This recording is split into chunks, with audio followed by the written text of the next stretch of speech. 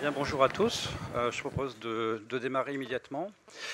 Je suis Thierry Libard, je suis conseiller au Comité économique social européen, animateur de la délégation française à Bruxelles de ce comité et auteur du premier texte européen sur le sujet en 2013.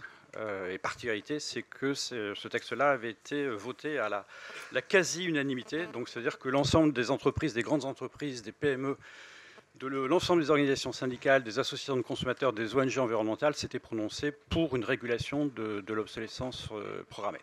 Je vais immédiatement passer la parole à nos invités. Comme Laetitia l'a annoncé, cette première table ronde, elle est d'ordre plus politique, plus institutionnel. Donc après les tables rondes qui viendront après sur les aspects économiques ou la place du citoyen, on va ici d'abord avoir une approche plus institutionnelle au sens de quelle interrogation peut-on porter sur l'obsolescence programmée d'un point de vue plus politique au sens national. Donc on verra ce qui se passe en Belgique, ce qui se passe en France, ce qui se passe en Europe. Et on va d'ailleurs commencer par cette approche européenne, cette approche politique européenne, en donnant la parole à Pascal Durand, qui donc député européen à ma gauche, et qui était l'auteur d'une... Écolo. Je propose de ne pas rentrer dans ce débat maintenant. Voilà, et auteur donc de cette résolution qui a été votée là aussi à une très large majorité au Parlement européen le 4 juillet. Pascal, je te passe immédiatement la parole. Donc l'idée, c'est d'avoir une dizaine de minutes par intervenant de manière à permettre un large débat. Donc je compte une demi-heure de débat entre nous après les interventions. Merci. Pardon, faut que j'allume.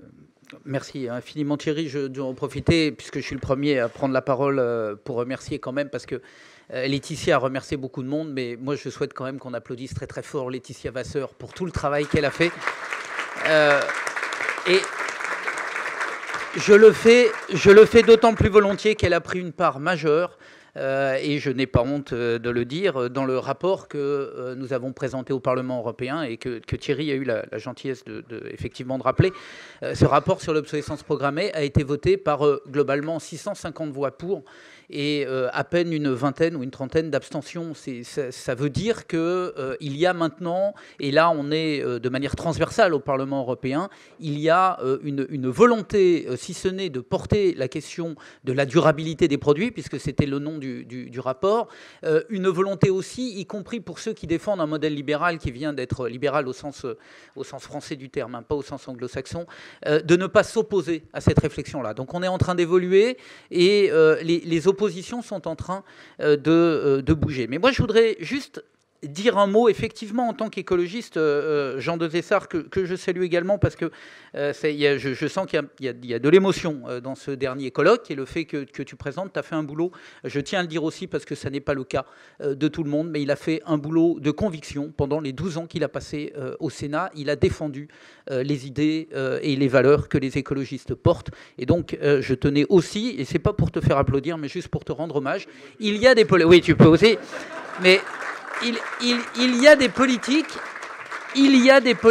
et je ne le redirai pas après, mais il y a des politiques qui, en cours de mandat, n'oublient pas les raisons pour lesquelles ils sont dans les institutions et les combats qu'ils doivent y mener. Même si nous sommes minoritaires, nous pouvons faire bouger les lignes, et c'est ce à quoi on s'emploie au Parlement européen comme à l'Assemblée nationale. Simplement, moi, ce que je voudrais dire, c'est que la question économique qui a été posée tout à l'heure par Laetitia, pour moi, me semble insuffisante pour cerner la question de l'obsolescence programmée. C'est une question quasiment... Alors, j'aime pas le terme, il ne faut pas exagérer sur les questions de survie de la planète, de l'humanité, etc. Parce qu'à force de le dire, on tombe dans une espèce de banalité du propos. Mais c'est une question de finitude aussi des ressources et des matières premières. On ne peut pas continuer à faire comme si on n'avait plus qu'à prendre et à se servir dans la nature et que la nature, finalement, allait nous donner éternellement ce dont nous avons besoin. C'est-à-dire que cette logique de société du jetable, qui est en réalité une société de destruction, une société de surexploitation. On a surexploité l'humanité et les êtres humains qui se sont révoltés pour ça. La nature a aussi ses défenses, mais la réalité de l'obsolescence programmée, derrière le schéma de l'obsolescence programmée, c'est une société du dépotoir, c'est une société dans laquelle on prend, on pille, on jette, et on considère que tout ce qui est là est à la disposition de l'être humain qui finalement en fait ce qu'il en veut. Ce monde-là est derrière nous, ce monde-là est terminé, on le voit sur toutes les ressources, que ce soit les questions de pêche, que ce soit les questions d'exploitation des énergies au sens large, on voit bien qu'on est maintenant dans un monde où il faut gérer la question des ressources. Donc l'obsolescence programmée est une des manières de réfléchir à ce nouveau modèle dans lequel nous allons entrer, qui est un modèle qui évidemment va avoir des répercussions économiques, mais qui a également des répercussions sociales majeures et qui a des répercussions environnementales tout aussi importantes. On est donc au cœur du développement durable avec les trois piliers, l'économie, l'environnement et le social. On ne peut pas dissocier dans notre réflexion, ça a été dit tout à l'heure évidemment sur un plan philosophique, mais sur un plan également politique, on ne peut pas dissocier ces trois piliers. À chaque fois que nous réfléchissons sur cette société et sur le modèle de société, nous avons des incidences sociales, parce qu'il faut bien savoir que derrière, et vous le savez, mais moi je le répéterai toujours, c'est que quand on parle d'un briquet qui coûte 15 centimes, quand on parle de t-shirt à 5 €, derrière, il y a des esclaves. Derrière, il y a des gens qui sont traités de manière inhumaine au sens historique du terme, et pour que nous, occidentaux, nous puissions surconsommer ces produits-là, pour que nous ayons des machines à laver à 150 €, pour que nous ayons, etc., mais je ne vais pas vous le décliner, mais n'oublions jamais qu'il y a des millions de gens derrière qui sont exploités de manière totalement inhumaine et que nous ne pouvons pas maintenir ce modèle sans faire en sorte de détruire aussi la part d'humanité qui est en nous. Et donc, c'est pour ça que je ne veux pas dissocier, et c'est pour ça, pardon d'être un peu long sur l'introduction, mais je me refuse à aborder la question de l'obsolescence programmée uniquement sous l'angle de la production ou sous l'angle de l'aspect économique. Je ne le néglige pas. Et j'ai été de ceux qui ont toujours dit que l'obsolescence programmée ne sera résolue que dans un cadre consensuel. Et non pas en opposant les consommateurs aux salariés, aux producteurs ou aux distributeurs. Il faut qu'on arrive à trouver un équilibre, bien sûr. Donc on doit aller vers ce consensus-là, que nous avons plus de facilité à mettre en œuvre à l'Europe, évidemment, puisqu'on peut faire des majorités d'idées au Parlement européen, il n'y a pas de majorité politique. Donc ça change tout. Il n'y a pas le bloc. Quand on est dans l'opposition, on vote contre tout. Quand on est dans la majorité, on vote pour tout. Ça n'existe pas au Parlement européen. Et c'est pour ça que le CESE européen et que nous-mêmes, au Parlement, nous avons pu faire ces majorités. Mais donc, voilà, je voudrais vraiment replacer et expliquer qu'un écologiste, notamment, mais pas que, ne peut pas ne pas se poser la question de la question environnementale, de la question sociale et évidemment de la question économique qu'il y a derrière, avec les délocalisations d'emplois. Enfin, on peut tout développer, mais tous ces sujets-là sont en fait des sujets transversaux. Voilà, donc ça, et c'est pour le contexte. Après, et je vais être très rapide de manière à laisser la place au débat et pour pas rentrer trop dans le détail, la question de la durabilité des produits est une question qui doit être abordée sous tous les angles que l'on vient d'évoquer très très rapidement. Ça veut dire que le coût des produits doit être représentatif d'une production et d'un transport qui soit réel. C'est-à-dire qu'il faut repenser aussi les aides publiques de manière à faire en sorte que les produits qui soient durables, les produits qui soient réparables, les produits qui sont fabriqués dans des zones économiques de court transport, enfin dans des logiques de relocalisation, soient des produits qui soient aidés. Et que l'on sorte d'un modèle où on sursubventionne, par exemple, le fait que les transports sont subventionnés avec des détaxations de l'énergie, du gazole, etc., etc. Et il faut qu'on rentre dans un nouveau modèle. Et que dans ce nouveau modèle, par exemple, on pense la question de la réparabilité des produits. Typiquement, la Suède a baissé la TVA pour les produits qui sont réparables, tant sur la réparabilité en lui-même que sur les artisans qui vont travailler exactement de la même manière, par exemple, qu'en France. On a établi le fait que pour isoler les bâtiments, pour isoler les fenêtres, pour isoler les portes, etc., on baisse la TVA sur les travaux d'isolation. Et donc, on subventionne un modèle économique qui est un modèle économique durable, parce que les économies d'énergie, évidemment, participent de cela. Eh bien, il faut que nous intégrions le fait que la réparabilité d'un produit doit devenir un critère essentiel du choix du consommateur. Et également une marque qui soit valorisée pour celui qui fabrique et celui qui vend. Moi, je suis d'une génération, et je pense qu'il y en a un certain nombre dans cette salle, où, par exemple, un grand distributeur comme Darty vendait... Enfin, je ne sais pas si vous vous en souvenez tous, la publicité de Darty, ce n'était pas les meilleurs prix, c'était le fait qu'il y avait un service, la petite voiture, là, et on vous disait en 24 heures ou en 48 heures, votre produit est réparé. Et donc, il y avait un service qui était rendu au consommateur, et c'était un argument de vente. Et c'était un argument qui était mis en avant par le distributeur. Ce monde a disparu avec la logique de je prends, je jette, je remplace, je remplace, je remplace, je remplace. Donc, il faut revenir. Non pas en arrière, mais il faut revenir à un modèle qui soit un modèle dans lequel le service de réparation existe et soit valorisé. Ça veut donc dire de nouveaux emplois, évidemment, mais ça veut dire également de nouveaux services. Et ce modèle-là est un modèle, et c'est ça que propose mon rapport, notamment, c'est de valoriser la question de la réparabilité. On parlait tout à l'heure de l'iPhone, c'est un exemple qui est évident. Les iPhones, jusqu'à l'iPhone 5, la batterie était collée. Voilà, c'est-à-dire qu'en gros, une batterie qui est un bien durable, non durable, pardon, qui est un bien qui se remplace au bout d'1 an ou 2 ans, une batterie tombe en panne, alors que le téléphone pouvait durer des années. Quand votre batterie tombait en panne, vous n'aviez d'autre alternative que de jeter votre téléphone.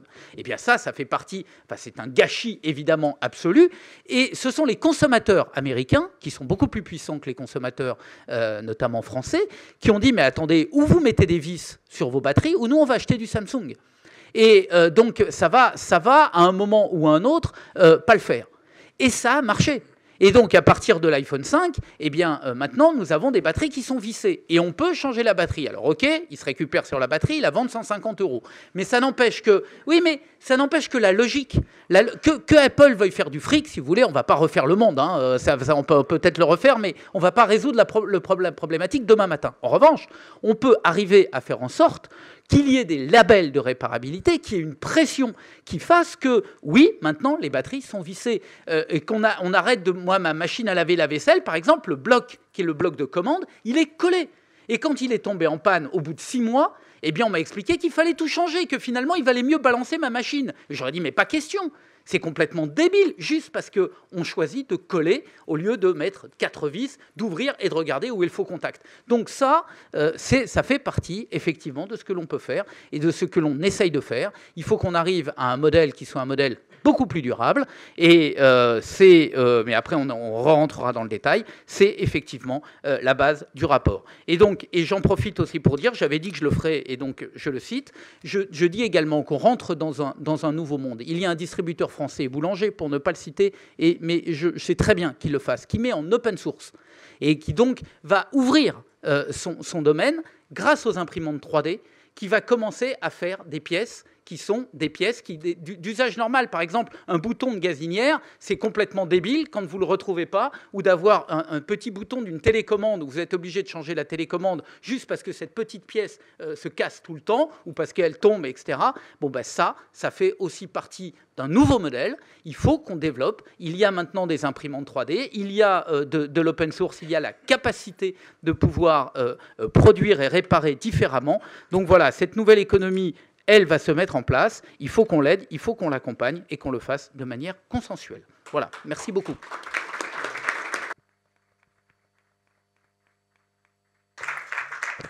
Merci Pascal. On va se tourner maintenant vers la Belgique.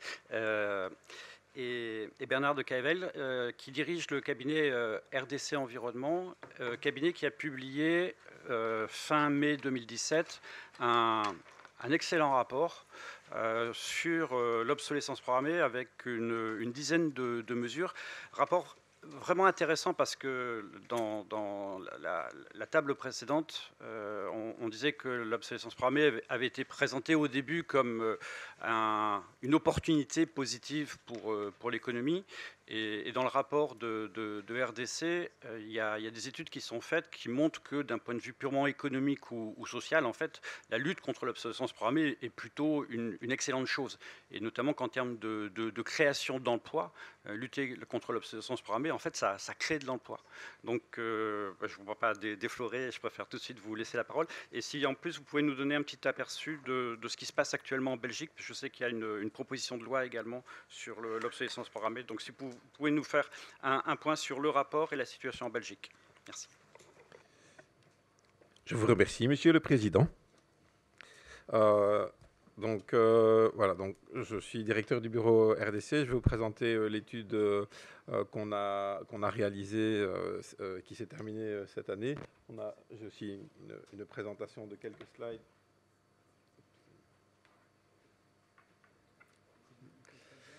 Voilà. Donc le premier point important de cette étude qu'on a vu, c'est que bon, ça c'est le sujet, je vais passer.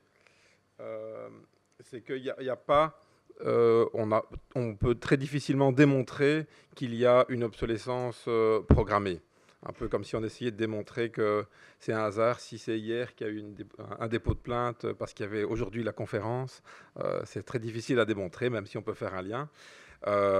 Et donc, finalement, on est arrivé à la conclusion que l'enjeu n'était pas là, qu'il y avait un enjeu d'avoir des produits qui ont une plus longue durée de vie, que ce soit une obsolescence programmée ou pas. Et donc, souvent, c'est intéressant d'avoir des produits qui peuvent durer plus longtemps pour économiser les ressources dans la production. Et donc, on a concentré notre étude sur la recherche de mesures qui permettent d'allonger la durée de vie des produits.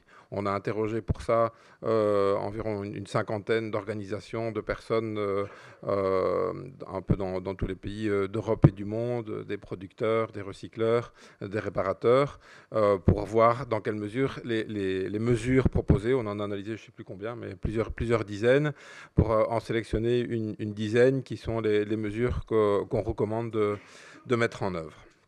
Alors, qu'est-ce qu'on a comme type de problème qu'on a d'obsolescence?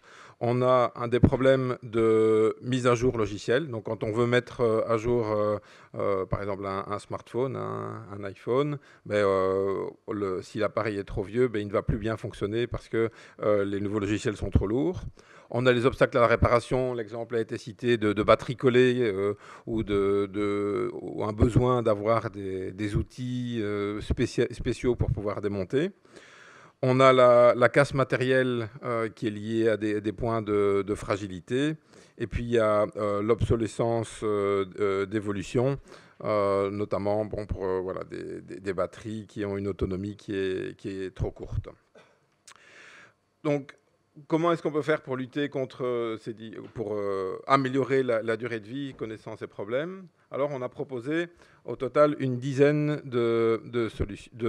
d'actions. Donc, comme vous le voyez, sur la partie en bleu, on recherche 3 types d'effets. Le premier, c'est d'améliorer la conception des produits pour les concevoir de façon plus durable, et non seulement de les concevoir, mais aussi que les consommateurs achètent les produits qui sont durables plutôt que ceux qui ne le sont pas. Donc ça, c'est la première partie, c'est la phase de production-achat. Le deuxième, c'est de mieux utiliser les appareils pour qu'ils puissent durer plus longtemps et consommer aussi moins d'énergie, moins d'encre pour les cartouches, etc. Et puis, s'il y a quand même un problème, de pouvoir réparer les appareils. Donc ça, ce sont les 3 grands axes. Alors, on a, je vais commencer par tout à fait à gauche, les 2 mesures qui sont des mesures à caractère général, qui sont d'une part l'économie de la fonctionnalité. L'économie de la fonctionnalité, ça consiste à vendre un service plutôt que de vendre un produit.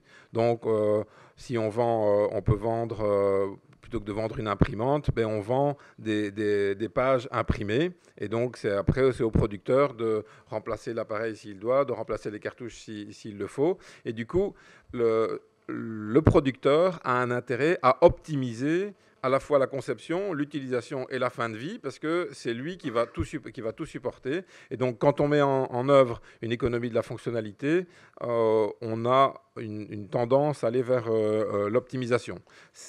Attention que ce n'est pas généralisable. Il y a beaucoup de cas où c'est pas faisable parce que on peut avoir une déresponsabilisation de l'utilisateur. S'il n'est plus responsable de l'appareil en question, qu'il n'a plus que le produit, il peut mal l'utiliser, il peut risquer de le casser, de le détériorer. Donc il y a des limites au modèle, mais quand le modèle s'applique, il y a notamment un modèle qui est utilisé à l'aéroport de Schiphol, donc celui d'Amsterdam, où on a vendu de la lumière, et donc c'est au producteur de veiller à remplacer les lampes s'il faut, et si elles consomment moins d'électricité. L'électricité consommée fait aussi partie de la livraison. Donc le producteur a intérêt à optimiser sa production et la consommation d'électricité. La deuxième mesure très générale, c'est la communication. Donc la communication, ça peut aider les producteurs à mieux concevoir leurs produits, ça communiquer pour les consommateurs sur comment ils peuvent utiliser leurs produits et aussi comment ils peuvent les réparer. Mais je vais venir sur les mesures, sur comment mettre en œuvre les mesures pour réparer. Alors on a 4 mesures qui permettent de mieux concevoir et d'acheter durable. Le premier, c'est d'afficher la durée de vie. Alors, afficher la durée de vie, ça peut se faire de façon volontaire par le producteur, ou ça peut être estimé par des experts et qui donne une indication de la durée de vie attendue du produit normal et qui correspond donc à un engagement de la part du producteur. La deuxième mesure, c'est d'afficher la réparabilité. Il y a pour l'instant une étude qui se fait à ce sujet en Belgique, qui vient de commencer, sur comment on peut estimer la réparabilité d'un produit. Ça se fait en regardant est-ce que c'est démontable, est-ce que les pièces sont facilement échangeables, le temps qu'il faut pour réparer, est-ce qu'il a besoin d'outils spéciaux ou pas. Donc il y a toute une série de critères qui sont mis en œuvre et qui permettent d'évaluer de façon relativement objective, il y a toujours une part d'appréciation de la réparabilité d'un produit. La troisième mesure, c'est d'afficher la disponibilité des pièces détachées. Elle est un peu redondante avec une autre mesure potentiellement. Donc le producteur doit annoncer pendant combien de temps les pièces détachées sont disponibles. Donc ça veut dire, ça permet à l'achat de décider, voilà, ici c'est un appareil, il y aura des pièces disponibles pendant maximum 3 ans, 4 ans ou 5 ans, je ne veux pas l'acheter, je veux un appareil où il y aura des pièces détachées pendant plus longtemps. Et la quatrième mesure, c'est d'allonger la garantie légale. Ça se fait pour un certain nombre de produits. Il y a notamment des essais aux Pays-Bas où la garantie n'est pas de 2 ans pour tous les appareils électriques et électroniques, mais en fonction des types de produits, on a des durées de vie attendues plus longues et donc on a des garanties qui portent sur des plus longues durées. Et il y a aussi une proposition qui a été faite de renverser la charge de la preuve en cas de dysfonctionnement d'un appareil. Actuellement, pendant les 6 premiers mois, s'il y a un problème, la responsabilité, on part a priori, c'est celle du producteur, et entre 6 mois et 2 ans, a priori, c'est la responsabilité du consommateur qui lui doit démontrer que le défaut était présent dès le début. Et donc, on pourrait allonger, inverser la charge de la preuve pendant 2 ans. Sur la partie de la réparation, c'est un point qui est très important pour lutter contre l'obsolescence programmée. Une autre piste concernant la disponibilité des pièces détachées, des plans et des outils. On insiste sur le tout parce qu'il ne suffit pas d'avoir les pièces, il faut savoir comment les démonter et avoir les outils nécessaires pour le faire. C'est de rendre obligatoire pendant un certain temps, en fonction du type de produit, la disponibilité des pièces détachées. Et on propose d'aller plus loin, c'est que le producteur doit afficher toutes les pièces détachées de son appareil et la somme, il doit donner le prix de ces pièces détachées et la somme des prix de toutes les pièces détachées doit être au maximum un certain multiple du prix d'achat initial du produit. Par exemple, un facteur 1,5 ou 2. Donc ça limite le prix des pièces détachées et il y a un engagement, donc ça permet d'avoir une réparabilité. Et d'autres mesures qui ont déjà été évoquées en Suède, c'est diminuer la TVA sur les opérations de réparation ou sur les produits de seconde main réparés. La possibilité de déduire de ces impôts les coûts d'une réparation. Et puis diminuer les charges sociales pour les gens qui font des opérations de réparation. Voilà, donc sont en rouge les mesures qui ont besoin d'un niveau européen et voilà, en blanc celles qui peuvent être appliquées à un niveau national. On a une estimation pour la Belgique que si on appliquait ces mesures, on pourrait en gros créer, surtout grâce à la réparation, environ 1300 emplois. Si on fait une règle de 3 sur la population française, ça ferait environ 8000 emplois, essentiellement dans la réparation. Il y a des emplois qui, en réalité, c'est plus d'emplois qui sont créés, mais il y a une série d'emplois qui sont perdus, parce que ça diminue un petit peu la vente des produits, puisque grâce à l'amélioration de la durée de vie, on vend un peu moins de produits. Voilà. En conclusion, j'ai 2 conclusions. La première, c'est que toutes ces mesures sont plus efficaces si elles sont prises au niveau européen, parce que la pression est plus forte sur les producteurs de faire des produits qui ont une plus longue durée de vie. Ça permet aussi de mieux communiquer, et donc il y a beaucoup d'avantages à passer au niveau européen. Et la deuxième, mais là je le fais puisque je travaille pour un bureau d'études, c'est que je recommande de faire une étude. C'est oui, évidemment. C'est d'encourager à faire une étude sur le bien fondé de la réparation, parce qu'il y a quand même une série de cas où il est clairement démontré qu'il n'est plus avantageux de réparer. Je pense à des frigos qui ont une dizaine d'années, à des aspirateurs dont la consommation a été divisée par 4 en quelques années, et où le fait d'acheter un nouvel appareil est meilleur d'un point de vue environnemental que de continuer à utiliser un vieil appareil qui consomme beaucoup trop. Voilà, donc il y a des cas où la réparation n'est pas favorable, et c'est important de savoir dans quel cas c'est intéressant. Écologique et solidaire. Donc vous avez suivi, vous étiez là au moment de justement la loi sur la transition.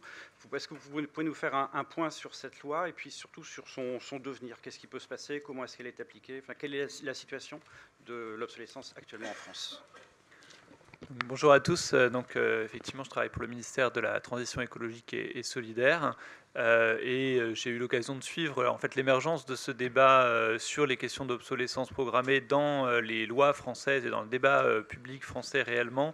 Depuis, disons, 2013, avec, ça a été cité, tout un tas d'études et de manifestations d'intérêt pour le sujet qui ont été proposées par les Amis de la Terre initialement, des livres et des publications qui ont sensibilisé le grand public sur la question de l'obsolescence programmée depuis longtemps maintenant en France, et le débat s'en est saisi progressivement, et en France nous avons eu un certain nombre de grandes lois qui ont permis d'avancer, la loi sur la consommation de 2014, puis la loi de transition énergétique en 2015, qui font qu'on a déjà eu un certain nombre de progrès assez tangibles qui ont été faits sur ces questions d'obsolescence programmée et plus généralement d'allongement de la durée de vie des produits.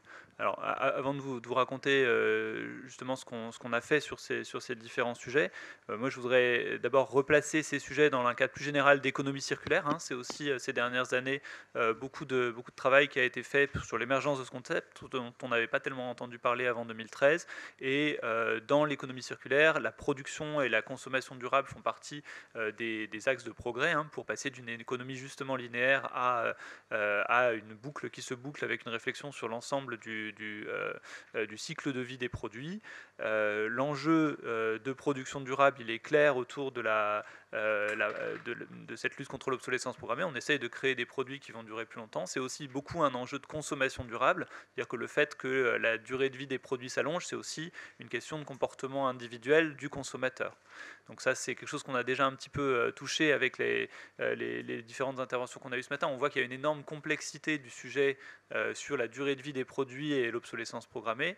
Enfin, on n'est pas juste sur une question de est-ce que les producteurs ont programmé leur machine pour qu'elle tombe en panne, et ça a fait appel à des tas d'autres questions d'ordre esthétique, d'ordre d'envie de consommation. Voilà, vous êtes tous sensibilisés sur l'obsolescence programmée puisque vous êtes ici ce matin, et pourtant vous avez tous un smartphone dans la poche. Moi le premier, j'ai même un bic. Voilà.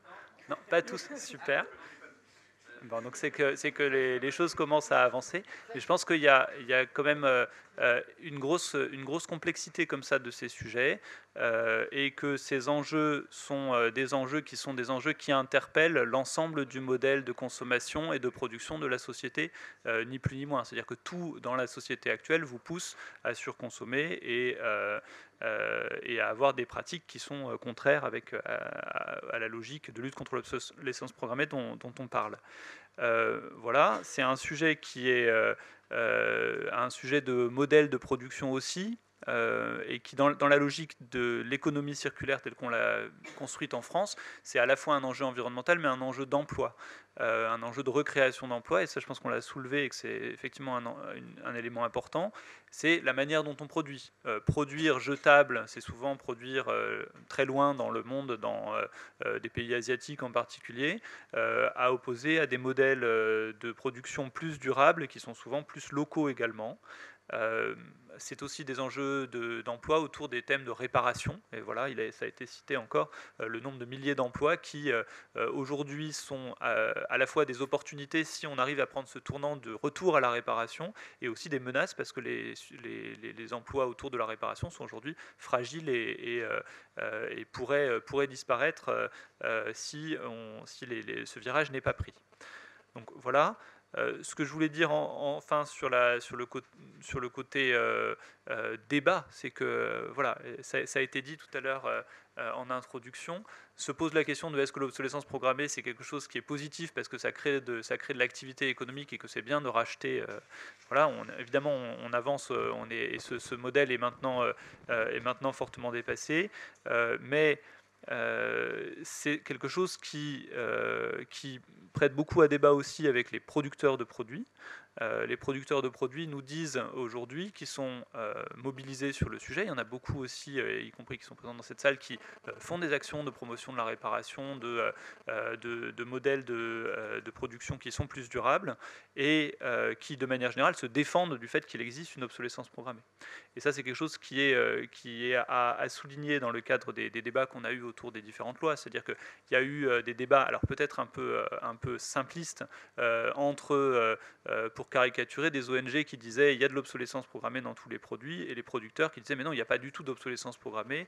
Nous vous mettons au défi de prouver qu'il y a une intention de réduire la durée de vie des produits. Voilà. Et comme il y a énormément de facteurs qui jouent sur la durée de vie des produits, y compris les habitudes de consommation et l'envie que vous pouvez avoir de racheter un produit, souvent les producteurs n'ont même pas besoin nécessairement d'introduire des défaillances dans leurs produits pour qu'il y ait un rythme de renouvellement très rapide. Donc voilà, c'est un débat que nous avons eu et qui s'est conclu donc par, dans la loi de transition énergétique pour la croissance verte en 2015, la question de la définition de l'obsolescence programmée et de sa pénalisation. Donc, et à mon sens et à ma connaissance, nous sommes le premier pays au monde dans lequel il y a eu inscrit dans la loi une définition de l'obsolescence programmée et la pénalisation de ces pratiques. Donc, qu'est-ce qu'on appelle obsolescence programmée? C'est toute pratique par laquelle un metteur sur le marché de produits va délibérément réduire la durée de vie de son produit de manière à en augmenter le taux de remplacement. C'est comme ça que c'est écrit, et voilà, c'est quelque chose dont les producteurs nous disent ça n'existe pas. C'est pas quelque chose que vous arriverez à caractériser, et en même temps c'est quelque chose que beaucoup d'acteurs ont dit puisque ça n'existe pas, on peut l'inscrire dans la loi, ça ne posera pas de problème, on n'arrivera jamais à le caractériser, chiche. Voilà. Donc là on est exactement dans ce type de débat qui se manifeste là par le contentieux qui vient d'être ouvert par l'association HOP. Donc voilà, cette notion de caractérisation de l'obsolescence programmée et d'une intention de délibéré, alors là en l'occurrence sur le cas des imprimantes, d'avoir une durée de vie réduite. Bon, ben, c'est quelque chose, on va voir ce que ça donne. C'est une vraie question à mon avis. Est-ce qu'on arrivera à... Enfin, est-ce que le jugement qui sera rendu aboutira à dire qu'il y a effectivement une obsolescence programmée qui est reconnue ou pas? Bon, ben, là, je ne sais pas. Je ne sais pas ce que ça donnera. Je pense que c'est en tout cas quelque chose qui participe à faire émerger le sujet de la durée de vie des produits, et en ça, je pense que c'est quelque chose d'important. Alors ça, c'est d'ailleurs un point qui me semble important, c'est obsolescence programmée. Est-ce que c'est pas un peu aussi l'arbre qui cache la forêt, cette notion d'obsolescence programmée? C'est-à-dire que c'est certainement un concept très médiatique et qui a amené, voilà, qui vous a tous rassemblés aujourd'hui, donc ça veut dire que c'est quelque chose qui interpelle tout le monde. En même temps, voilà, nous estimons avec la loi de transition énergétique qu'on est allé qu'on a créé les conditions qui sont satisfaisantes par rapport à cette notion d'obsolescence programmée. Elle est définie. On a dit qu'il ne fallait pas qu'il y ait d'intention délibérée de mettre en place une obsolescence prématurée des produits. Voilà. Ensuite, je pense que c'est un petit peu important d'arriver à élargir le débat et de ne pas se regarder uniquement cette question d'obsolescence programmée, mais toutes les politiques qui concourent à l'allongement de la durée de vie des produits. Et là, on en a. Enfin voilà, je suis frappé dans la présentation de Monsieur Decabel. En fait, l'obsolescence programmée, c'est le titre, mais ensuite, la première chose qu'il dit, c'est très difficile à caractériser.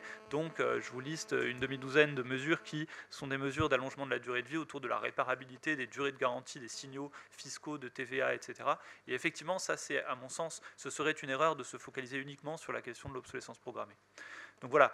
En France, il y a eu beaucoup de choses qui ont été faites sur ces autres sujets. Alors, je peux citer sur la question des garanties, ça a été dit tout à l'heure, la question du renversement de la charge de la preuve a été étendue en France de 6 mois à 2 ans. Donc, c'est ce qui a été dit par M. Decabel, c'est-à-dire que quand votre frigo tombait en panne, quand il tombait en panne dans les 6 premiers mois, vous n'aviez pas à prouver que c'était votre faute, que c'était de la faute. Pardon. Quand ça tombait en panne dans les 6 premiers mois, c'était forcément la faute du fabricant.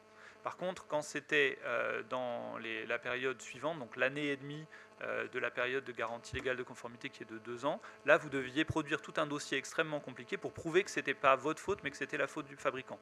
Donc c'était complètement inopérant. Personne n'allait monter un dossier pour prouver que le frigo était tombé en panne et que c'était la faute du fabricant.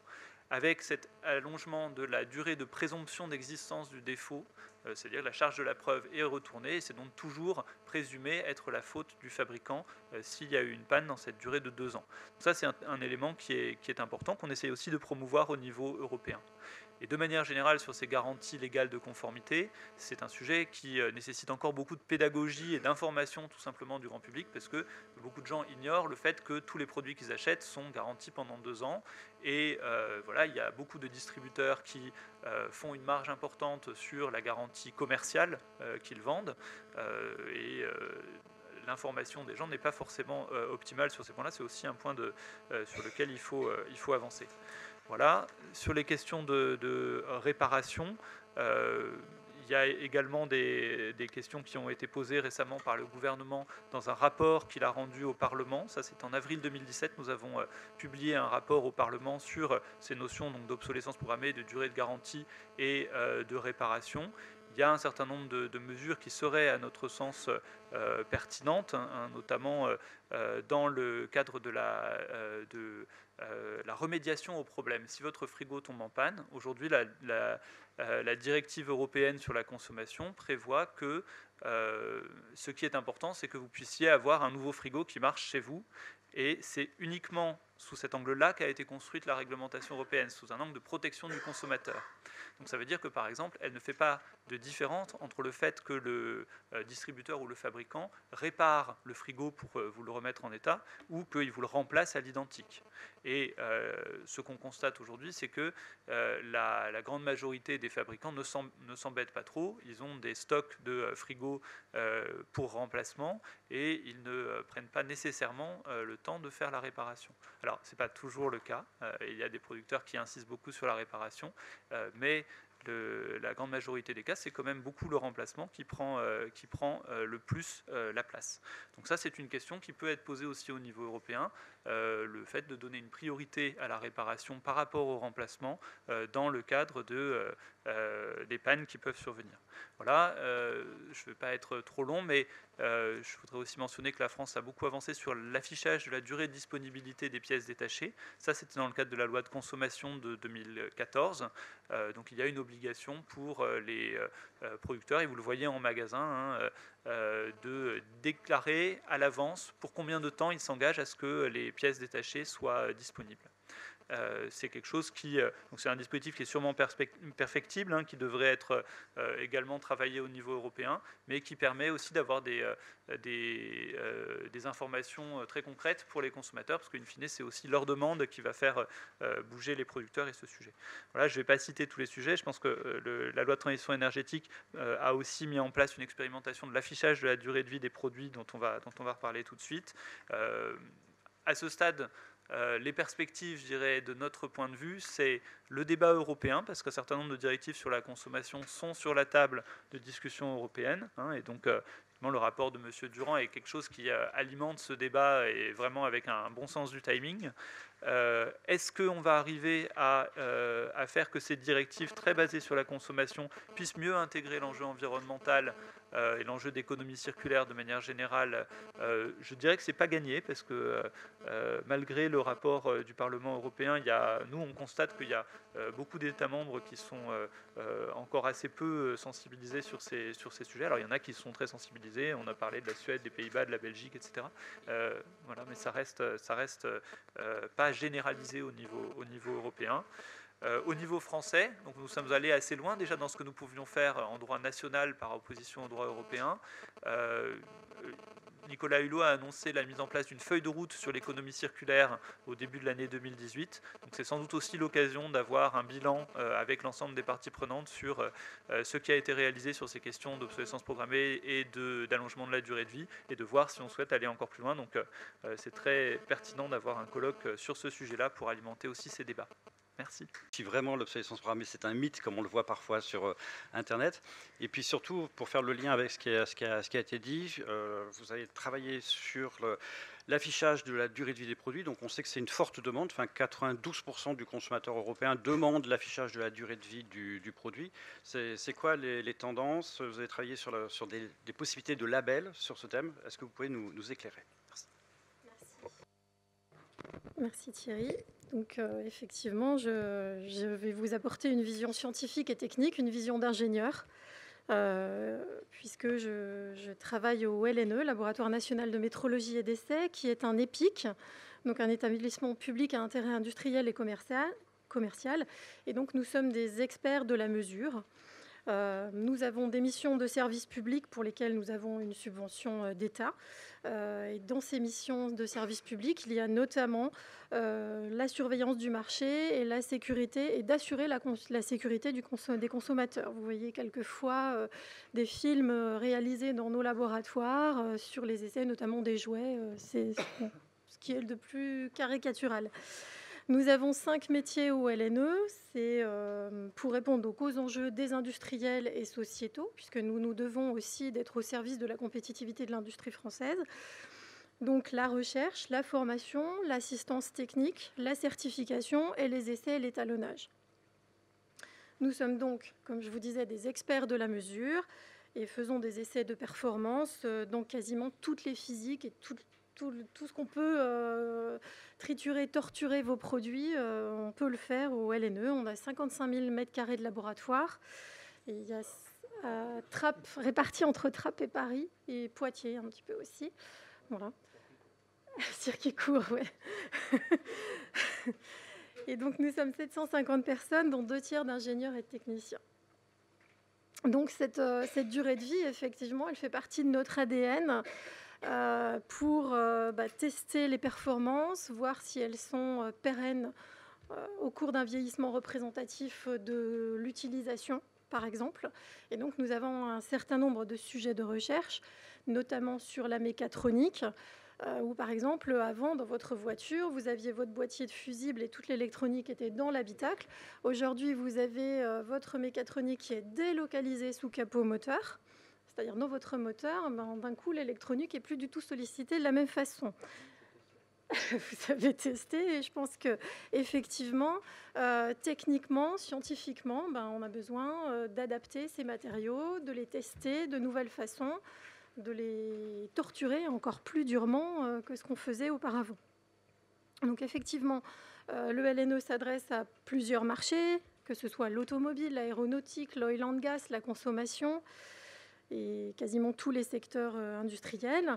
Et dès 2011, nous avons été sollicités par le CGDD, donc une direction du ministère de l'Environnement, pour travailler sur une étude sur l'assistance, sur une étude d'assistance avec notre vision de scientifique pour élaborer la stratégie nationale relative à la durée de vie des produits. Donc effectivement bien antérieure à cette loi de transition énergétique. Et nous avons effectivement fait cette étude, pris des exemples sur la mobilité, l'automobile, les téléphones portables, les chaussures, en examinant comment s'organisaient les filières. Et puis on a notamment remarqué que par exemple, bien qu'un téléphone portable soit conçu pour durer 18 mois, eh bien, nos habitudes de consommation, notamment en région parisienne, c'est 6 mois. Et au bout de 6 mois, on change notre téléphone portable. Donc d'un coup, on n'est plus sur une obsolescence technique, on est plus sur une obsolescence, un effet de mode. Voilà, c'était il y a quelques années, effectivement, le constat. Exactement. Donc nous avons effectivement conclu cette étude sur la nécessité de donner de l'information aux consommateurs, parce qu'en fait, quand on est consommateur et qu'on va acheter un bien, une machine à laver, une valise ou quoi que ce soit, on n'a pas d'informations sur cette durée de vie. Donc pour nous, il était important, et notre étude a montré qu'effectivement, il était important de travailler sur cet affichage de la durée de vie pour donner de l'information aux consommateurs, pour qu'au moins ils puissent choisir en connaissance de cause. Donc la loi de transition énergétique votée en août 2015 nous a donné un cadre d'expérimentation, et en ça, le ministère de l'Environnement, via DGPR et CGDD, nous ont donc sollicité pour les accompagner sur l'expérimentation d'un label de l'affichage de la durée de vie. Donc, nous avons travaillé sur comment structurer cet affichage, puisqu'il faut lui donner un cadre de certification ou au moins un cadre de référentiel. Donc, en donnant des règles communes à tous les secteurs, puisqu'on voit, par exemple, on parle de réparabilité. Ça veut dire qu'il faut qu'il y ait une analyse, un retour d'expérience des casses les plus probables, ce qu'on va appeler des composants critiques, pour que ces composants critiques soient soit travaillés pour renforcer leur robustesse, soit facilement accessibles pour être réparables. Dans un plan de maintenance, il peut être envisageable, effectivement, de changer un certain nombre de pièces, ce qu'un certain nombre d'industriels font très bien. Donc ce référentiel, on va dire chapeau, pour fixer ces règles communes à tous les secteurs, avec effectivement un management du retour d'expérience, de cette éco-conception, de prendre en compte dans le système de conception cette vision cycle de vie, durée de vie, pour s'en assurer dès la conception. Et puis ensuite, nous avions aussi dans ce package d'expérimentation un référentiel sectoriel sur une famille de produits pour expérimenter vraiment très concrètement comment on pouvait faire pour afficher de la durée de vie. Donc, pour ce référentiel sectoriel, nous avions aussi toute la partie mobilisation des industriels, et ce fut un des points de difficulté parce que effectivement, notre échelle nationale d'expérimentation s'avérait un petit peu trop restrictive, puisque effectivement, pour les industriels, est-ce qu'on peut concevoir, ils conçoivent pour un marché européen, et au moins européen, et du coup, cette échelle européenne serait vraiment très pertinente, ce cadre européen serait vraiment très très pertinent pour effectivement encourager l'affichage de la durée de vie. En parallèle de cela, une étude CIRCOM commandée par le CESE nous a aidés, puisque a décrit et a fait une analyse sur l'habitude des consommateurs européens et leur propension à faire de l'affichage de la durée de vie un vrai critère de choix pour leur achat, en montrant que le produit valise, notamment, était le produit le plus sensible à l'affichage de la durée de vie.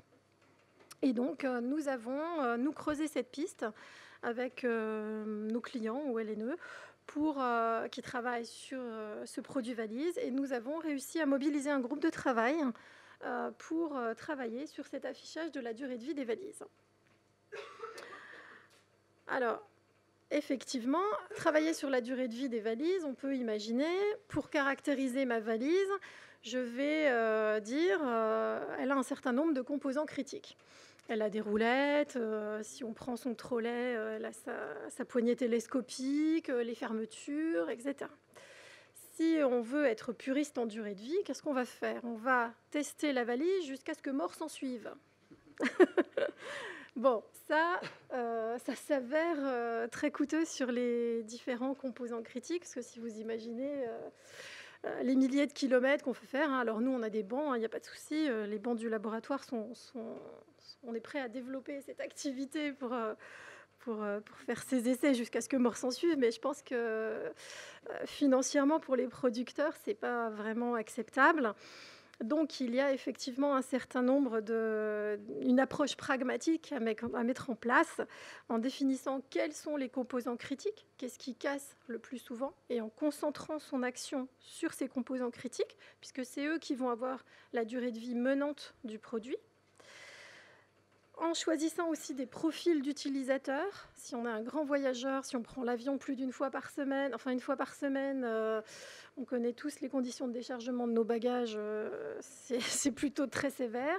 Alors que si on est une famille et qu'on met sa valise de la maison dans le coffre de la voiture et qu'on la laisse dans la voiture jusqu'à la fin du voyage, enfin, du coup, on ne sollicite pas tout à fait les produits de la même façon. Donc nous, en tant qu'ingénieurs, il faut prendre en compte ces profils d'utilisateurs pour pouvoir effectivement donner une information de durée de vie qui est pertinente par rapport à l'utilisation. Et ce qui nous donne effectivement un certain nombre de grains à moudre, puisque ça veut dire que pour chaque produit, on doit définir les profils d'utilisation, les composants critiques et donc le test adéquat pour pouvoir classer, là en l'occurrence les bagages, et donner un affichage le plus objectif possible.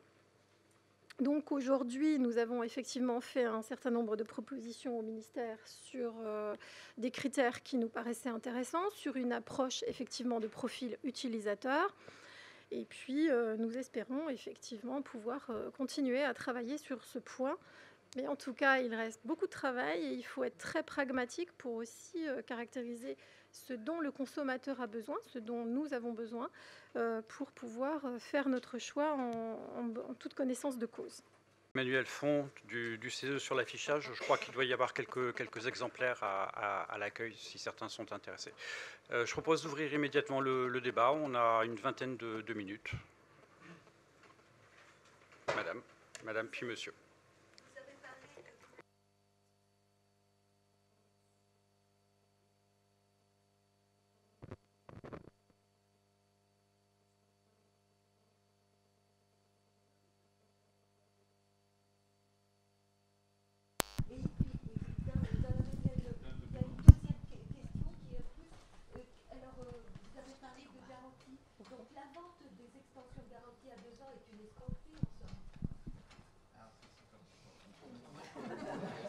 Ok, donc...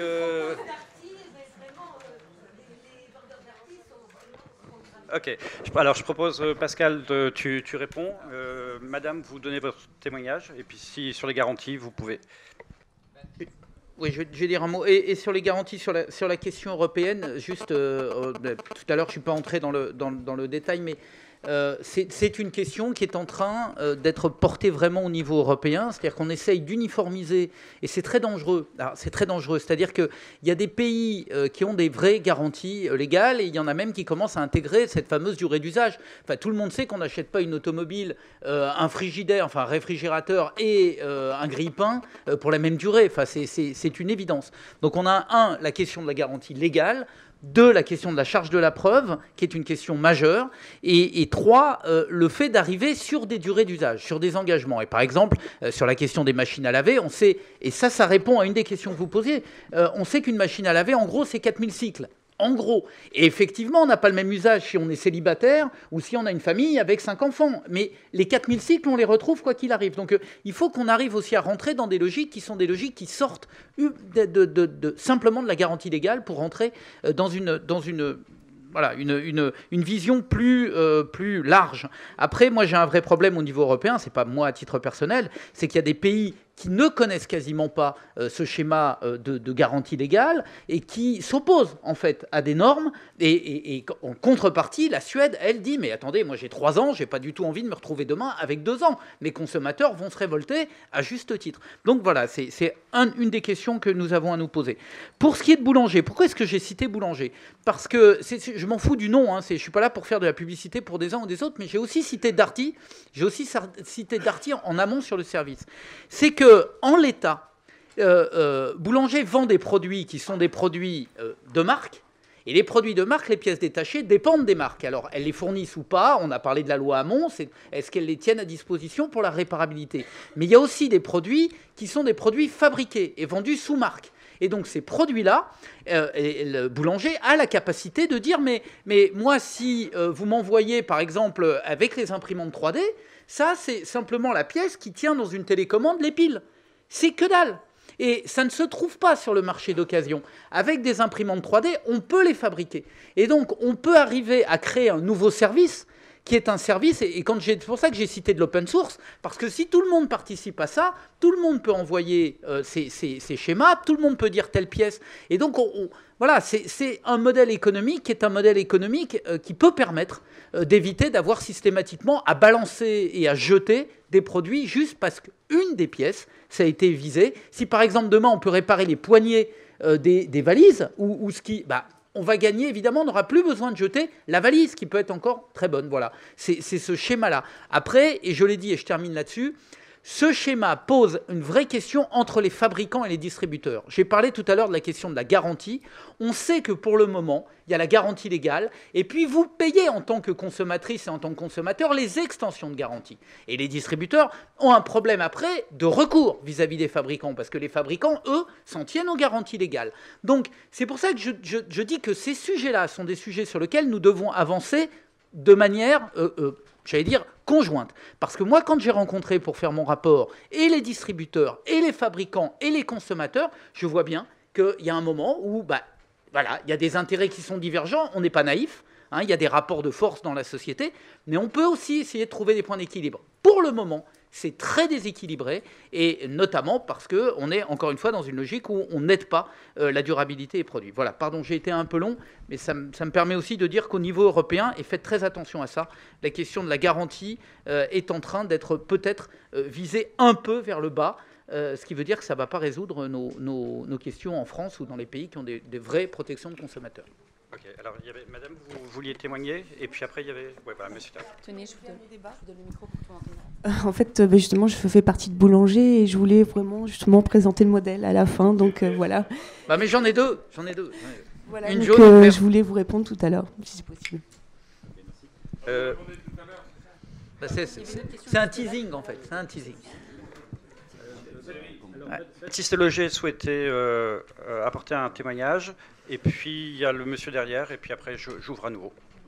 Oui, je voulais répondre simplement brièvement à madame pour confirmer qu'effectivement la garantie légale de conformité de 2 ans s'applique aujourd'hui, donc avec la charge de la preuve qui dure pendant ces 2 ans à la charge du producteur, et qu'il y a une obligation d'information de la part des distributeurs sur l'existence de cette garantie légale de conformité, mais que ce n'est pas forcément une information qui est quand même systématiquement passée dans les faits aux consommateurs. Après, la vente d'une extension de garantie à titre commercial au-delà de ces 2 ans est aussi quelque chose qui est pratiqué par les distributeurs. Merci. Il y avait le monsieur derrière. Bien sûr. Si vous donnez la parole, Bien. Merci, bonjour. Il a été évoqué le cas de la Suède qui a réduit la TVA sur la réparation. Je voulais avoir votre avis sur à quel horizon une mesure similaire est envisageable pour la France et quelles sont les conditions pour y parvenir. Il n'y a personne de Bercy. Donc, Moi, je peux répondre sur la. Alors, juste, moi, je vais vous répondre sur un plan pratique. Quand on a voulu le faire et c'était il y a 2 ans, hein, cette discussion, je l'avais eue avec François Hollande et Jean-Marc Ayrault, encore quand il était Premier ministre, quand on a voulu baisser la TVA sur les travaux d'isolation. C'est pour ça que je visais ça. Et il y a eu un veto à l'époque, qui finalement a été levé parce que François Hollande avait arbitré. Mais je vous rappelle qu'à l'époque, Bercy, et c'était Bernard Cazeneuve qui était ministre du Budget, voulait augmenter la TVA sur la réparation, enfin sur l'isolation des bâtiments. Ça a été, donc ce sont des arbitrages qui passent malheureusement par Bercy et qui sont uniquement liés aux recettes et aux dépenses de l'État. Et on m'avait expliqué que la TVA sur l'isolation des bâtiments, en gros, c'était 600 millions d'euros pour le budget de l'État, et que l'État ne pouvait pas se le permettre. Et sur quoi j'ai dit, mais vous ne pouvez pas à la fois, enfin je ne vais pas rentrer dans le détail, mais on ne peut pas à la fois vouloir tenir les objectifs des accords de Paris à venir, etc., et puis en même temps surtaxer ou mettre des TVA au prix normal sur l'isolation des bâtiments. Il faut faire des choix politiques. Eh bien, nous aurons exactement le même problème, je vous le dis à l'avance, nous aurons le même problème sur la baisse de la TVA sur la réparabilité. Vous allez avoir une pression, on va dire citoyenne, de bon sens, en disant, mais baisser la TVA sur des produits qui sont réparables, c'est juste du bon sens et ça permet à des artisans de pouvoir développer cette activité. Et vous allez avoir Bercy qui va vous dire, mais qui paye ? Qui paye ? Donc moi, baisser la TVA, c'est 400 millions, 500 millions, etc. Voilà, c'est donc les arbitrages en France se feront au niveau de la présidence de la République. Je peux déjà vous le dire, c'est certain. C'est là que ça arbitrera entre le ministère de l'écologie et le ministère du budget. Voilà. Donc je n'ai pas la réponse.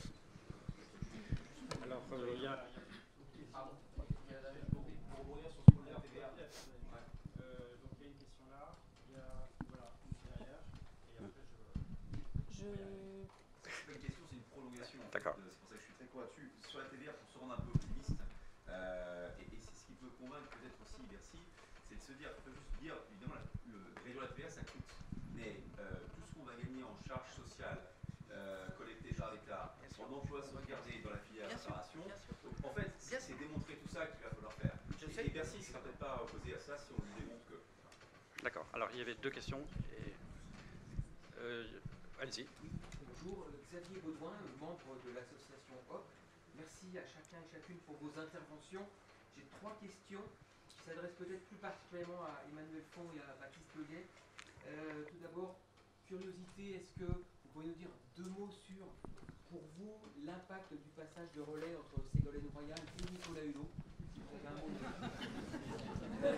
Et pour Madame Font, un mot aussi, si vous pouvez, sur comment vous percevez la crédibilité des organismes type UFC Que Choisir, 60 millions, voilà. Et deuxième question, peut-être celle qui me tient à cœur, en plus particulièrement, pouvez-vous nous dire quelques mots sur les résistances à l'affichage de la durée de vie des produits? Ce que je propose, pour il nous reste une dizaine de minutes, c'est que peut-être on prenne plein de questions et comme ça on voit le temps qui nous reste pour l'aménager de notre côté. Donc, alors, allez-y, monsieur. Oui, bonjour, Régis Laurent. Donc, moi je suis juriste dans le domaine du développement durable.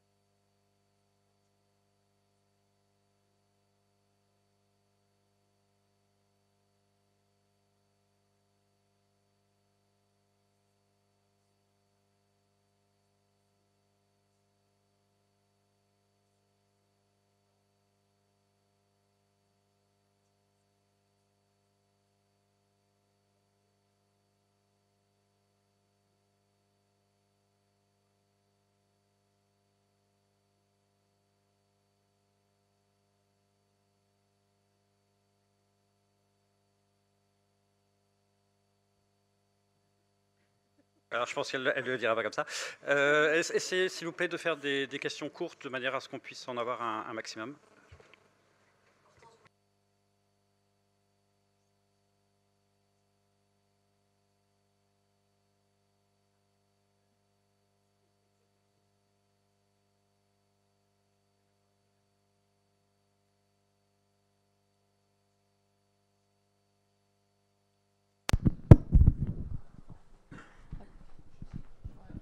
Merci beaucoup. Donc le GIFAM, les fabricants d'électroménagers.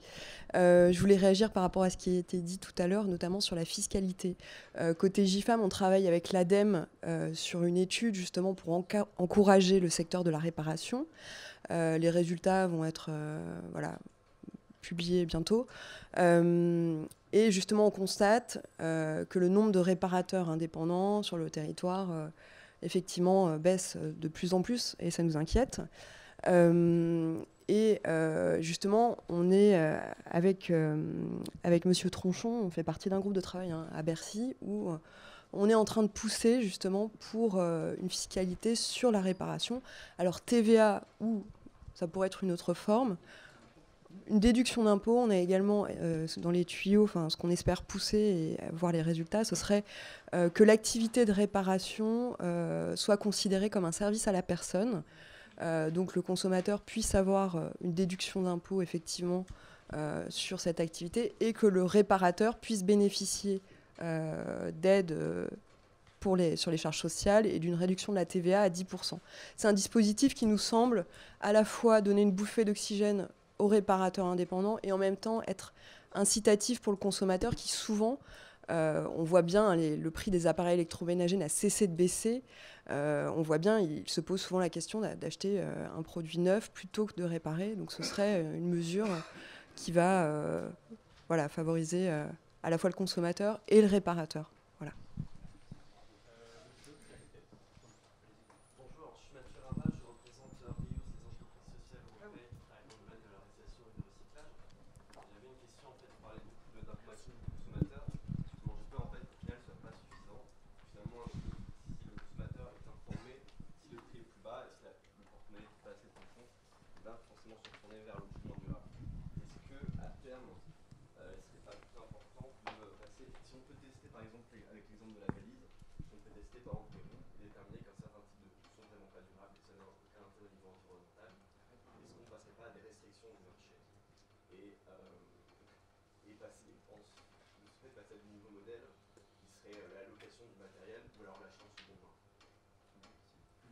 Évidemment, je suis développeur chez Airbus. Je voudrais juste évoquer sur l'obsolescence perçue. C'est-à-dire que je pense que dans le cas de la valise à nouveau, il y a peu de gens qui vont jusqu'à la limite technologique de la valise, et que bien avant que la valise ait un défaut, elle sera remplacée et jetée. Et je pense que ça vient un peu d'un problème sociologique des consommations et de perception aussi de la valeur de l'objet. Est-ce qu'on considère éventuellement de faire du marketing des objets de seconde main? C'est pas la façon de le vendre, mais tous les objets qu'on nous présente dans les médias sont des objets neufs. Le métier de réparateur n'est pas un métier qui est vanté. Est-ce qu'il n'y a pas une phase sociale de la perception qui serait moins coûteuse technologiquement et qui pourrait avoir des résultats aussi supportables et plus rapides? Alors, je vais prendre deux dernières questions, Gérard et puis monsieur derrière. Gérard Felzer, comme vous le disiez, il y a un énorme pouvoir des consommateurs. Enfin, en tout cas, j'y crois beaucoup.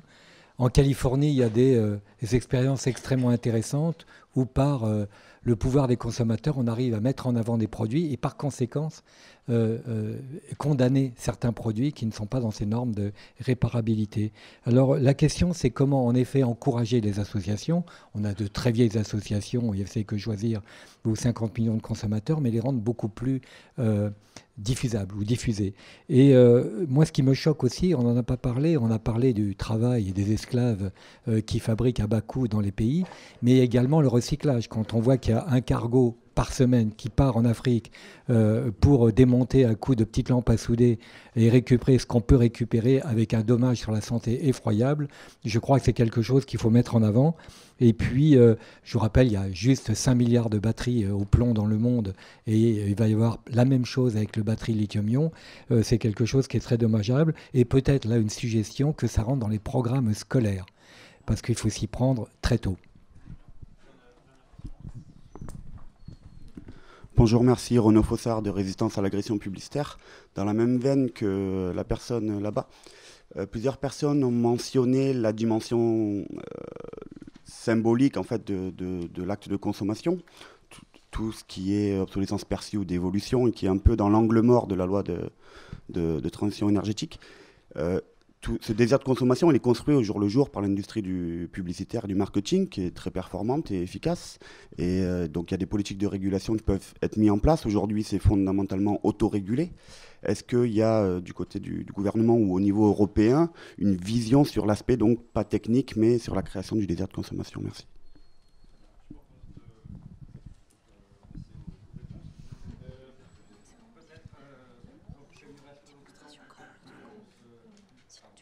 Peut-être les réponses les plus courtes possibles. Plutôt que prendre chaque question individuellement, peut-être chaque intervenant prend les questions qui lui semblent entrer dans sa sphère d'activité. Et donc, vous commencez tout de suite par nous dire si Nicolas Hulot, c'est mieux que Ségolène Royal. Donc, voilà, j'ai utilisé mon joker réserve de fonctionnaire sur cette question. Non. Ah oui, voilà, Pascal Durand pourra dire. Non, mais ce que je peux dire, c'est qu'effectivement, Madame Royal a fait un certain nombre de choses dans le domaine de l'économie circulaire. La loi de transition énergétique, on en a parlé. Nicolas Hulot a aussi annoncé, lors des assises de l'économie circulaire en juin, son intérêt très fort pour ce sujet-là et le souhait de travailler, enfin, c'est inscrit dans la feuille de route climat du gouvernement sur une feuille de route économie circulaire pour début 2018. Donc, il va aussi y avoir toute une réflexion sur justement comment aller encore plus loin à partir des acquis qu'on a déjà. Voilà, moi je vais être bref, mais je voudrais souligner qu'il y a plusieurs de vos interventions ou questions qui tournent autour de réellement le empowerment du citoyen et le fait qu'il puisse être sensibilisé dès les programmes scolaires, qu'il puisse y avoir voilà, tout un storytelling autour des questions de réparation et le fait que c'est positif. Alors on sent des choses dans la société entre voilà, l'essor du Bon Coin et qui est déjà à plusieurs années, entre les questions de sobriété heureuse, etc. Ça reste des choses qui sont relativement quand même peu répandues dans la société aujourd'hui. On nage beaucoup à contre-courant sur ces questions-là. Voilà, la loi de transition énergétique reconnaît la nécessité d'une sobriété dans la consommation, mais voilà, ça reste quand même des choses qui sont des sujets compliqués. Et je voudrais juste dire que vous avez mentionné la question de est-ce qu'au-delà de l'affichage et de l'information, on peut aller dans certains cas vers des signaux économiques ou vers des interdictions de certains produits. Alors ça existe déjà un petit peu de faire des éco-modulations, c'est-à-dire des bonus et des malus sur certains produits qui sont vendus et pour lesquels alors, pour vous donner l'exemple des appareils électriques, vous voyez apparaître chez votre distributeur que le frigo coûte 300 € plus 10 € d'éco-participation. Voilà, cette éco-participation peut être augmentée, diminuée en fonction justement de la conception plus ou moins durable des produits. Alors aller jusqu'à des interdictions, c'est quelque chose qui pour l'instant a été peu fait, mais on peut quand même citer que dans la loi de transition énergétique, il y a certains produits jetables comme les sacs plastiques qui ont fait l'objet d'interdictions justement. Bon, alors est-ce que c'est de l'obsolescence programmée? En tout cas, ce sont des produits avec une très faible durée de vie. Voilà, donc ça peut aussi faire partie du dispositif. Eh bien, de fond, il y a plusieurs questions. Alors la première, est-ce que choisir et l'UFC, c'est sérieux. Et puis sur cette question des couleurs, référence au Nutri-Scope, est-ce que ça fait partie des pistes d'action? Alors, sur UFC, que choisir, moi j'adopte mon devoir de réserve aussi, puisque, voilà. Parce que c'est nos clients et voilà, je ne souhaite pas me prononcer là-dessus. Par rapport à l'indicateur obsolescence programmée et les paramètres Nutri-Score, effectivement, c'est des méthodologies qui sont un petit peu identiques à l'affichage environnemental. Donc, ce sont des méthodologies très intéressantes, mais elles font appel à des propriétés intrinsèques des aliments, par exemple. Un aliment, il a tant d'énergie, tant de sucre, etc. Et ce sont donc des propriétés intrinsèques. Le problème avec la durée de vie, c'est qu'on prend en compte l'utilisation et l'usage qu'on en fait. Et suivant l'usage qu'on en fait, il va y avoir une très forte influence sur la durée de vie. Si je reprends mon exemple de valise, Si je suis une maman qui met la valise dans le coffre de la voiture, qui la laisse dans la voiture tout le trajet, qui la décharge en arrivant sur le lieu de vacances, je ne la sollicite pas de la même façon que si je la charge, je l'emmène à l'aéroport, j'enregistre mes bagages et elle passe à l'essoreuse à bagages quand elle est déchargée. C'est pas du tout le même mode de sollicitation et du coup on ne peut pas avoir un affichage absolu pour tous les usages. Et c'est là la difficulté technique à laquelle on se confronte, c'est que la manière dont on va utiliser, solliciter le produit va influencer sa durée de vie. Ça fait partie des paramètres influents, ce qu'on n'a pas en affichage environnemental et en Nutri-Score, qui vont être des propriétés intrinsèques, d'où notre difficulté. Après, la résistance à l'affichage de la durée de vie, je pense qu'effectivement, aujourd'hui, les consommateurs changent quand même un petit peu de comportement et on voit quand même chez des grands distributeurs cet affichage à l'utilisation. Et j'ai quand même le sentiment, pour être à proximité des industriels, que cette problématique de durée de vie est de plus en plus considérée dans les règles de conception. J'ai l'impression que la démarche est amorcée. Après, elle n'est pas encore effectivement suffisamment déployée, bien sûr. Pascal, je crois que si toi tu avais un devoir de réserve, ça se saurait. Ça serait pas moi, ouais. Ouais, voilà. D'accord. Et notamment sur la question relative à la question de la pauvreté, parce que je sais que ça c'est un sujet qui t'intéresse beaucoup. Oui, c'est marrant que tu dis ça parce que je voulais commencer par remercier ceux qui sont intervenus effectivement et pour dire que la question de la pauvreté, c'est au cœur de la problématique de l'obsolescence programmée. Les conditions en Afrique ou ailleurs au Nigeria, la manière dont on traite, c'est absolument ignoble, inhumain. Les plus pauvres se font avoir, entre guillemets, parce que c'est ceux qui achètent les produits les moins chers et c'est ceux qui tombent le plus souvent en panne. Ils pensent qu'ils ont un signal prix, parce que tout est fait, toute la communication est faite sur le signal prix en ce moment, dans cette société qui est la nôtre. Et évidemment, tant qu'on ne mettra pas un autre signal derrière, qui est celui de la durée du produit, et ça, c'est une question effectivement de publicité. Thierry Libert l'a très bien expliqué dans ses différentes publications. D'ailleurs, je crois qu'il sort un livre il vient de sortir un livre sur cette question-là. On a plusieurs types d'obsolescence. Il y a l'obsolescence programmée dont on parle beaucoup, qui est l'intentionnelle, qui est très dur à prouver, etc., mais qui existe. Il y a eu le cartel des Miller sur les ampoules, etc. Elle existe. Mais elle est, je dirais, presque marginale. En revanche, il y a l'obsolescence qui est liée directement au phénomène de mode et de publicité, qui fait que quand vous êtes maintenant dans une cour d'école, si vous n'avez pas les dernières chaussures à la mode, vous passez pour un ringard, un pauvre, un crétin, un minable, etc., etc. Et ce modèle-là, qui est un modèle, c'est celui-là que j'appelle moi ce modèle de la société du jetable, de la surconsommation, de la destruction, est un modèle qui ne vit qu'autour de la publicité. Et c'est un problème majeur, et le niveau européen n'est pas le bon échelon pour résoudre cette question. Je le dis très clairement, parce qu'on nous oppose systématiquement la croissance, la compétitivité, le développement, etc., etc. Donc ça se fera par le bas. Et ça se fera, mais ça se fera par le bas, par les organisations de consommateurs, par les citoyens, par les Amis de la Terre, par toutes les ONG, par HOP et tous ceux qui se battent. Donc si vous lâchez cette lutte-là, entre guillemets, nous on n'a aucune chance d'y arriver politiquement, on n'y arrivera jamais. Voilà, c'est simple, ça n'est pas possible. Il faut qu'il y ait une pression citoyenne extrêmement forte autour de ces questions-là. Et juste pour dire sur la question du marketing, pour répondre à la question d'Airbus, etc., c'est en train de bouger. Par exemple, Back Market ou un certain... C'est pas pour citer mais les téléphones avant, ça n'existait pas. Le fait d'avoir des téléphones réparables, c'était pas dans l'air du temps. Et bien maintenant, ça se fait. Et donc, il y a un vrai marché, entre guillemets, de l'occasion qui est en train de se développer. Donc, il y aura les pubs qui vont avec. Alors, c'est un peu contradictoire avec ce que je dis, mais la réalité, c'est que tant qu'on est dans ce monde où le marketing domine et où le phénomène de mode domine, il faut qu'on arrive à faire en sorte que ça ne soit plus ringard d'avoir des appareils réparés, mais au contraire, ça soit valorisé, exactement comme on doit valoriser le fait qu'avant, un réfrigérateur, il passait d'une génération à une autre, etc. Et c'était bien. Et c'était bien. Et vous passiez pas pour un con quand vous éteigniez la lumière, quand vous sortiez d'une salle. Et parce qu'on était dans un modèle qui était beaucoup plus durable. Il faut revenir là-dessus, sur tous les sujets, de l'alimentation à l'industrie la plus totale. Il faut rentrer dans un autre phénomène de société. Sinon, on n'y arrivera pas. Et moi, je vous assure que j'ai besoin de vous pour pouvoir le porter dans les institutions. Voilà. Pour essayer d'en faire une solution, c'est le problème de mode et d'avoir des produits qui ne sont pas utilisés suffisamment longtemps par les gens. Et puis le problème des gens qui sont pauvres et qui ont du mal à s'acheter des produits, ça s'appelle la seconde main.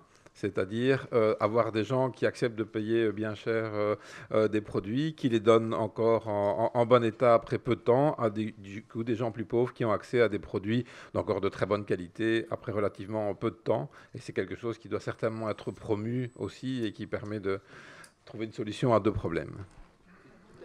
Voilà, merci beaucoup. J'imagine que vous avez encore plein de questions, mais il y a une autre table ronde qui suit immédiatement. Donc je propose de laisser la table ronde suivante. Un très grand merci à l'ensemble de nos intervenants. Et puis on reste à votre disposition dans le couloir si vous avez d'autres questions. Merci beaucoup. Merci.